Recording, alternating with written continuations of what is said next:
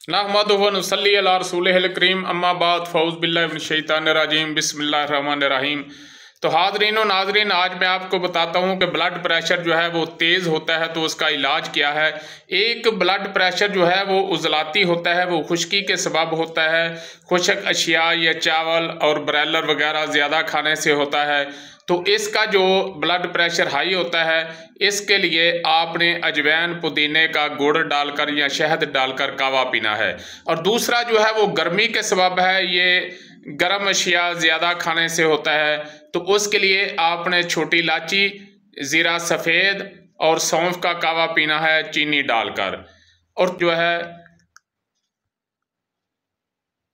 अगर आपका blood pressure low हो गया तो आप फौरी तौर पर ये दालचीनी और लौंग जो है इसका कावा पिएं तो इंशाल्लाह आपका ब्लड प्रेशर जो है वो नॉर्मल हो जाएगा।